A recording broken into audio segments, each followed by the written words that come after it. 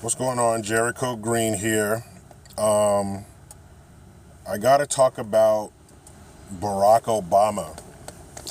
Now, people say, well, you got to quit bringing up Obama. It's Trump's presidency now. Yeah, but Obama is the alpha to all of this, to this racially sensitive, safe space, just disgusting, like, grime we have on us now. It's just gross. It's disgusting.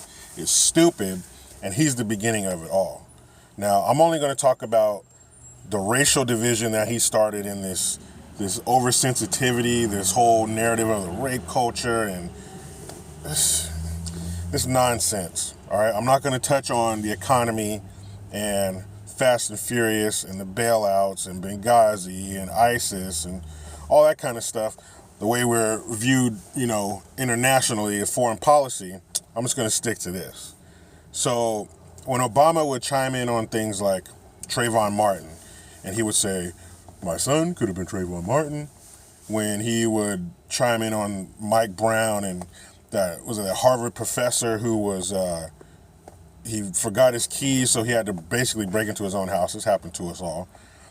But being that he's a Harvard professor, he lives in a nice neighborhood. His neighbor looked at that, saw him doing that, knew that was just returning from out of town, figured his house was being broken in for real, called the police. The police show up. He has attitude with the police. So Obama says the police department acted stupidly. And when he says things like that, you give legitimacy to these situations, and it stokes the fires of this, racism is still, when he said something like, he said that, slavery wasn't that long ago. Some people, that still hurts. That's when you say stuff like that, you give it legitimacy. And for people who don't come in contact with a lot of members of whatever group you're referring to, they believe that. And when you're the president getting on TV saying stuff, we all think, I think we all believe that there's been a certain amount of research and vetting about what he's saying before somebody hands him this piece of paper and says, Mr. President, say this. We figure out it must be true, being that the president is saying it. But that's not the case. And like the gender pay gap, he said that women are making 77 cents for every dollar a man makes. That's not true. That's against the law. You can't pay somebody less money for equal work. It's illegal. Now, when you do 15 seconds of Googling, you can figure out that the only reason that there's a pay gap between men and women is because men usually work more hours. We take more dangerous jobs. We don't take off so much time to be with the family, to have kids. And women do that, and that's all right. But you can't just say women are getting paid less because they're women. If that were the case, every business owner on this earth would just hire women, being that they could pay them 21 cents, 22 cents less. It's a wrap. Men would be out of work. We'd be on the streets. Women would be the entire workforce. It'd be Rosie the Riveter times 100. But that's not the case. That's not true. Simple Google will take care of that. And when he chimes in on things like this and makes comments like that, it gives legitimacy and it builds those beliefs up. So people start believing, yeah, police really are after black people, and yeah, this is a sexist society and the patriarchy, and this is a rape culture, and all that nonsense is just not true. And Obama is responsible, not just him, the media too, but they're responsible for this atmosphere that we live in, this environment where everybody's oversensitive.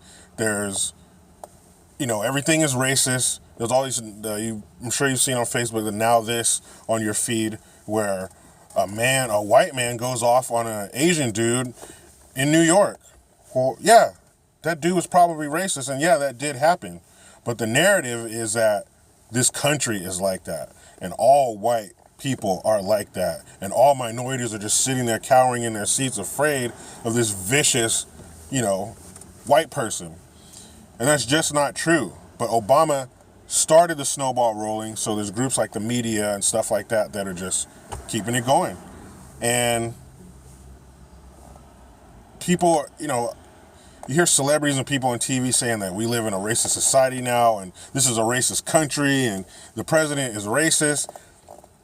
That just can't be mathematically true. You're not going to unravel that much of the fabric of this country in 18 months. Trump's only been in office for 18 months, less than 2 years, and we're already back to 1962? Come on.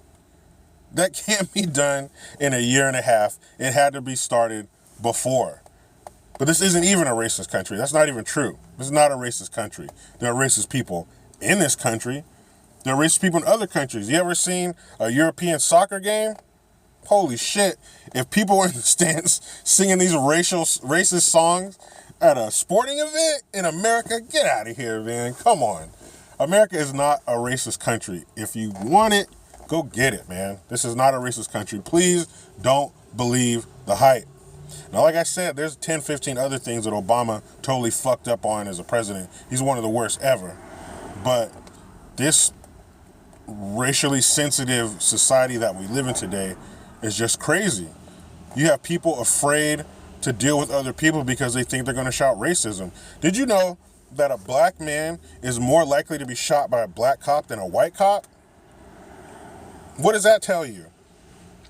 Everybody's just walking on eggshells racially and all these safe spaces. Like, what happened, man? What happened? When did men start wearing red Toms, rolling their pant legs up? And when did everybody who's not a person of color, which I hate that stupid ass term, but everybody who's not a person of color is a racist, and everybody who is a person of color is somehow underneath their boot and just being, oppressed. That's another word. Nobody in America is oppressed. All right? Go to YouTube, well, you're already there. Go Google anything about Saudi Arabia. And look how those people live. Google something about sub-Saharan Africa, Libya, where there really are slaves. Nobody's oppressed in America. Who's oppressing you? Let me know. We'll get together and we'll stop them. But no one in America is oppressed. That's another one of those buzzwords that people use. Nobody's oppressed in America. This is the greatest country on earth by 10 country miles. That's why people come here by the millions every single year to live here. We are not an oppressed people. Nobody's oppressed in America.